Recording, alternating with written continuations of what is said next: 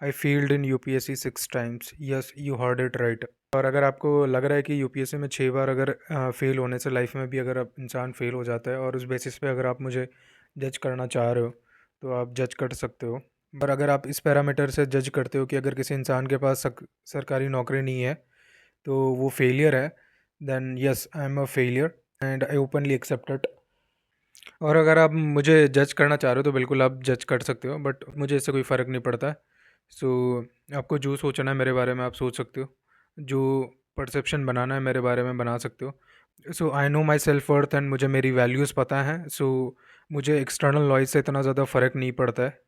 आप कुछ भी बोलते रहो, मेरे को इतना फ़र्क नहीं पड़ेगा, because I am strong from inside and I build it over a period of time.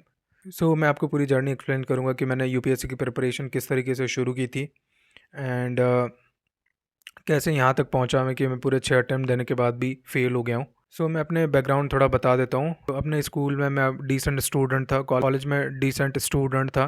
तो किसी भी इंसान की ऑब्वियस चॉइस होती है, और आपके आसपास भी लोग बोलने लगते हैं कि अगर आप अच्छे हो पढ़ाई में तो भाई ऑब्वियसली प्रिपेयर फॉर यूपीएससी। और मुझे भी उस टाइम यही लगा कि भाई हाँ, अगर मैं पढ़ाई में डिसेंट हूँ तो I should go for it. और कॉलेज से जैसे ही मैं पास आउट हुआ, मैं डायरेक्टली चले गया दिल्ली राजेंद्र नगर में।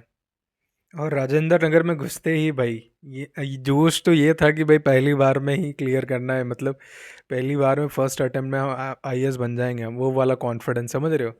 बट जब एक्चुअल में पढ़ाई चालू करी धीरे धीरे, तो अब थोड़ा रियलाइज़ होने लगा कि ये थोड़ा डिफ़िकल्ट है। सो राजेंद्र नगर जाके मैंने भी कोचिंग ज्वाइन की वहाँ पर, जो सारे लोग करते हैं वहाँ जाके। इतना इंपॉर्टेंस है नहीं कोचिंग वगैरह का, मैं टू बी ऑनेस्ट। सो 1.5 साल में मैंने भी कोचिंग ज्वाइन कर ली। अगर आप कोचिंग ज्वाइन कर लेते हो, आपके 7 से 8 घंटे तो पूरे कोचिंग में ही निकल जाते थे, और आपकी सेल्फ स्टडी के लिए बिल्कुल टाइम नहीं मिलेगा। ये चीज़ मैंने वहाँ पर कोचिंग ज्वाइन करने के बाद रियलाइज़ करी। तो जब मैं वहाँ गया तो मैंने जीएस की कोचिंग ज्वाइन की, एंड फिर ऑप्शनल की भी ज्वाइन की। तो ऑप्शनल का भी एक अलग ही स्टोरी है, मैं बताऊँगा आपको। सो उस टाइम ना पॉलिटिकल साइंस बहुत ट्रेंडिंग में चल रहा था, तो हमने सोचा भाई ठीक है, कर ही लेंगे, पॉलिटिकल साइंस ले लेते हैं। बट एक्चुअल में जब पढ़ाई चालू करी तो समझ में आया कि भाई ये तो सब सर के ऊपर से जा रहा है। ठीक है, पॉलिटिकल साइंस ले लिया, बट कुछ समझ नहीं आ रहा था मेरे को उधर। सो कोचिंग वगैरह ज्वाइन करने के बाद मैंने ठीक है धीरे धीरे अपनी पढ़ाई चालू करी। जितना हो सकता था मेरी कैपेसिटी के हिसाब से मैंने पढ़ना चालू किया, प्रिपेयर किया अच्छे से। फिर आता है अपना मेन एग्ज़ाम। अगर आप ऑब्ज़र्व करोगे ना, यूपीएससी का जो एग्ज़ाम का जो प्रोसेस है वो बहुत ही लंबा है। मतलब आप एग्ज़ाम कंप्लीट होने में ही 1 साल लगता है। तो फिर जब फाइनली एग्ज़ाम की बारी है, फर्स्ट अटेम्प्ट मैंने दिया। ऑब्वियसली क्या होना था, फर्स्ट अटेम्प्ट में तो हुआ नहीं, मेरा प्री भी नहीं निकला। और कोचिंग वाले भी आपको पूरा चढ़ा देते हैं कि भाई आईएएस बनोगे तो ये पावर होगी, वो पावर होगी, इतना बड़ा बंगला होता है, ये होता है, और आसपास इंटरनेट पे भी यही चलता है, ठीक है। सो आपको वो पूरा ब्रेन वॉश कर देते हैं ना। जो आसपास के लोग हैं और जो सोसाइटी वगैरह, वो तो पागल है ही।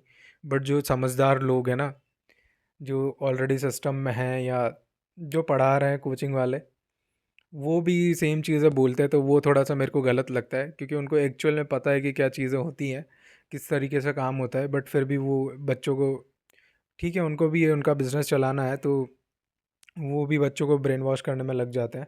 फिर आसपास आपको बोलने आ जाते हैं लोग कि यार फर्स्ट अटेम्प्ट में किसका होता है, वो तो टाइम लगता ही, 2-3 अटेम्प्ट तो लगते ही हैं आपके। किसी किसी के तो 6 अटेम्प्ट भी लग जाते हैं, 6 अटेम्प्ट में निकलता है। सो बस उसी होप में लग जाते हो आप। कोई ना कोई स्टूडेंट होता है, ठीक है, उसका या तो फोर्थ अटेम्प्ट में निकल रहा होता है, फिफ्थ अटेम्प्ट में, किसी का लास्ट अटेम्प्ट में निकल रहा होता है। सो वो सारी चीज़ें आप देख के खुद को रिलेट करने लगते हो कि अगर ये छठे अटेम्प्ट में निकाल रहा हो तो मैं भी निकाल लूँगा। अगर ये अब जिस स्टेज पे होते हैं ना, उसी स्टेज पे कंपेयर करने लगते हो खुद से। अगर आप सेकंड अटेम्प्ट में हो तो आप सोचोगे कि यार इसने सेकंड अटेम्प्ट में निकाला तो मैं भी निकाल सकता हूँ। वो सारी चीज़ें दिमाग में चलती है जब आप प्रिपेयर कर रहे होते तो। और आपको ना हर टाइप के लोग मिलेंगे, जो जॉब करते हुए भी किसी ने एग्ज़ाम क्वालिफाई किया होगा, किसी ने सर्विस में रहते हुए भी क्वालिफाई किया है। सो अलग अलग टाइप के लोग मिलते हैं, और आप खुद को उनसे रिलेट करने लग जाते हो कि ये बंदा अगर निकाल सकता है तो मैं भी कर सकता हूँ। सो वही हो रहा था मेरे साथ भी। तो मैंने फर्स्ट अटेम्प्ट दिया, सेकंड अटेम्प्ट दिया, थर्ड अटेम्प्ट दिया, एंड थर्ड अटेम्प्ट तक थोड़ा रियलाइज़ हो गया मेरे को कि यार ये बहुत डिफ़िकल्ट है, और चीज़ें मतलब मैं जिस हिसाब से प्लान कर रहा हूँ उस हिसाब से हो नहीं रही हैं।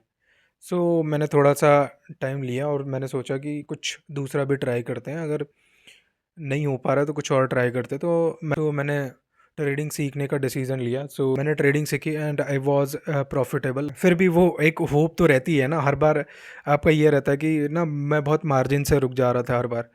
मैंने सोचा कि भाई 2-4 मार्क्स ही तो हैं और ट्राई करते हैं। उस ट्राई करने के चक्कर में फिर 4th अटेम्प्ट दिया, 5th अटेम्प्ट दिया, 6th अटेम्प्ट दिया एंड फाइनली मेरा नहीं हुआ।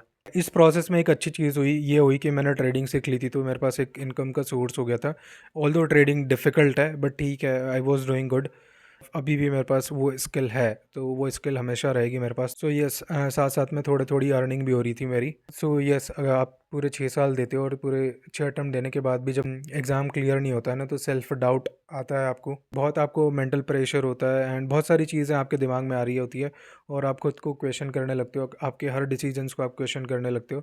मेरे साथ भी ये सारी चीज़ें हो रही थी और एक टाइम के बाद तो ऐसा होने लगा था कि मैं हर दिन ही खुद को क्वेश्चन करने लगता था ना, कि भाई मैं क्या कर रहा हूँ, होगा कि नहीं होगा, उसी प्रेशर में जी रहा था मैं। 3rd अटेम्प्ट के बाद मेरे को थोड़ा समझ में आ रहा था कि नहीं, थोड़ा डिफ़िकल्ट है, चीज़ें नहीं हो रही जिस हिसाब से प्लान कर रहा हूँ।